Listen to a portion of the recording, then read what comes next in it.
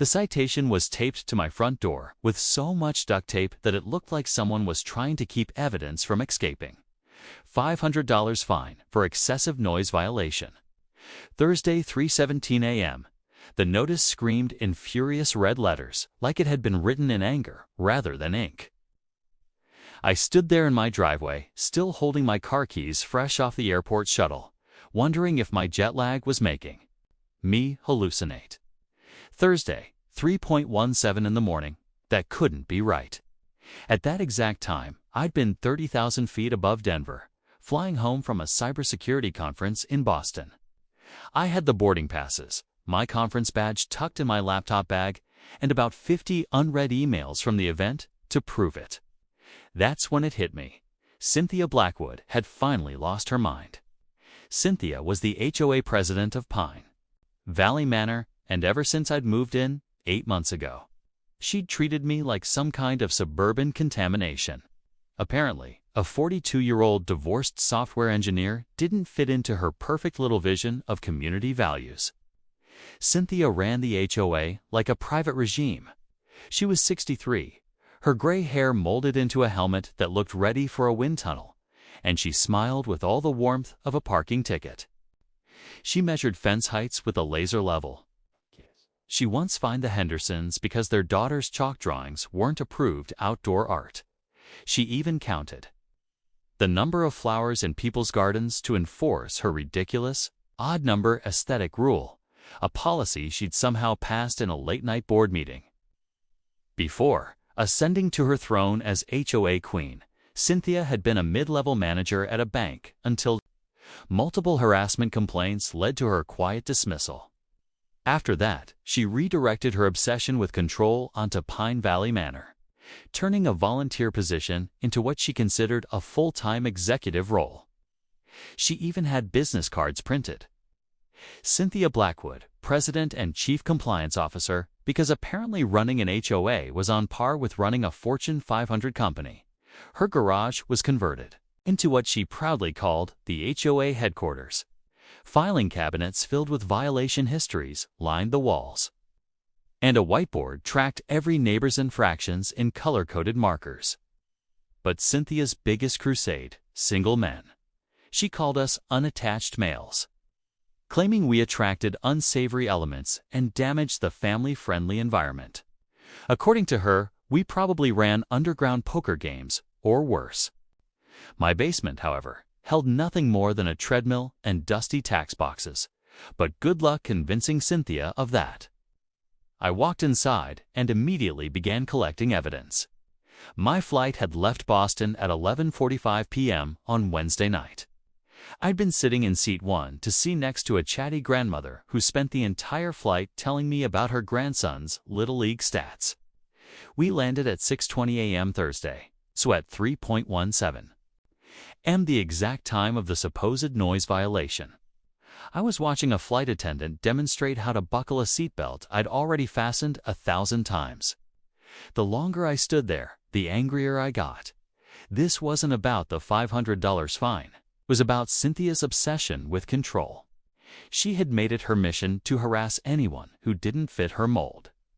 Just last month, she tried to implement a dress code for checking the mail, claiming that men in basketball shorts were detrimental to children's moral development. The month before that, she proposed a curfew for single adults, saying we were more prone to late-night activities. She even suggested unmarried residents should pay higher HOA fees because we used more resources. She never could explain what those resources were. I pulled up my smart doorbell recordings. Wednesday night, nothing. No movement, no visitors, no lights. My motion sensors showed zero activity between 6 p.m. when my neighbor collected my mail and 7 a.m. when the newspaper hit my driveway. Then I checked the backyard cameras. Same story. No movement, no noise. But then I saw something that made my jaw drop. At 3:05 a.m., my front camera caught Cynthia herself creeping across my lawn, holding something in her hand. She stood near my living room window for about 4 minutes before hurrying away. At 3:15, there was a sudden burst of sound, heavy metal music, but it was clearly coming from outside the house. I zoomed in on the footage. The object in Cynthia's hand, a large portable speaker, one of those waterproof ones people use for pool parties. She'd placed it right against my window, blasted music for exactly 2.5 minutes, then scurried off into the dark. The worst part? She looked directly at my camera at one point, completely unaware that it had night vision. Her face was perfectly visible, and she was wearing her official HOA president blazer. The same one she wore to every meeting, like she was conducting some kind of midnight inspection. That was it. I downloaded the footage to a flash drive and drove straight to the police station. Officer Richard Vance watched the video with a raised eyebrow. "Yeah," he said, "you clearly weren't home. And this," he pointed to the footage, "this is concerning behavior." He agreed to accompany me to confront her. Cynthia opened the door in that same blazer, navy blue, with President Blackwood embroidered in gold thread. Her professional smile faltered the second she saw the officer beside me. She launched into her well-rehearsed HOA speech about maintaining standards and protecting property values. Her voice dripped with that patronizing tone she used when lecturing about lawn heights. That Officer Vance calmly asked to see the residents' complaints she mentioned. Cynthia's cheeks went pink as she admitted they'd been verbal complaints that she hadn't documented properly. That's when I pulled out my phone and showed the footage of her sneaking across my lawn at 3:05 a.m. Her face drained of color. She stammered something about investigating suspicious activity. Officer Vance pointed out that, according to her own citation, the noise didn't start until 3:17. Then I played the audio of the heavy metal music blasting from outside my house. Cynthia's hands began to tremble. She insisted that someone else must have been in my yard. When I mentioned my other cameras showed nothing, she snapped that I must have tampered with the footage. Finally, Officer Vance asked if she owned any portable speakers. First, she said no. Then she hesitated and admitted she had one for emergencies. Then, after another pause, she claimed it had been stolen. Last week, when Officer Vance asked if she'd filed a police report for the supposed theft of her speaker, Cynthia hesitated before claiming she'd been too busy with HOA duties. That's when she made her fatal mistake. She said that even if I hadn't been home, I was still responsible for my property and whoever might have been there. Then, without thinking, she added that she knew I'd been away at a conference. The air went still. I hadn't told her or anyone in the neighborhood where I'd gone. Her face flushed deep purple as she realized what she'd just confessed. She tried to recover, saying she'd merely assumed I was traveling because my car wasn't in the driveway. But when Officer Vance calmly asked how she knew it was specifically a conference, Cynthia's story started unraveling fast. First, she said she'd overheard it somewhere. Then it was a neighbor mentioned it at the grocery store. Finally, she insisted it was just a lucky guess, but it was too late. The damage was done. Officer Vance's tone hardened. He informed her that filing false complaints was a criminal offense, and her pattern of behavior could easily qualify as harassment. That's when Cynthia snapped. Her tight, practiced smile vanished, and the facade cracked wide open. She began ranting, saying single men ruin neighborhoods, that I probably threw wild parties when she wasn't watching, and that someone had to maintain order. I recorded everything, every single word. The meltdown escalated when she blurted out that she'd been keeping an eye on my travel schedule through a friend who worked for the airline. That was the final nail in her coffin. Officer Vance wrote up a full report and told her she could expect criminal charges for harassment, stalking, and filing false reports. Over the next 3 days, I started contacting my neighbors. The floodgates opened. Kevin Mitchell told me he'd been fined for a broken window while he was stationed overseas. The window never existed.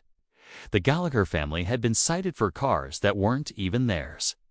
Laura Higgins, another single resident, had received a violation for inappropriate curtains.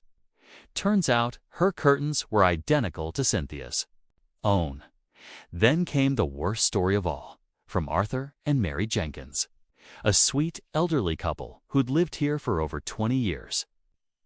Cynthia had fined them $800 for unsightly medical equipment on their porch. The equipment was Arthur's wheelchair ramp.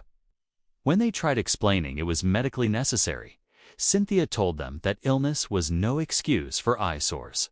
She even suggested they move to an assisted living facility if they couldn't maintain community standards. Mary cried as she told me they'd paid the fine out of their fixed income, terrified that Cynthia might have them evicted if they didn't comply. And then there was Derek Sullivan, a veteran and EMT who worked nights.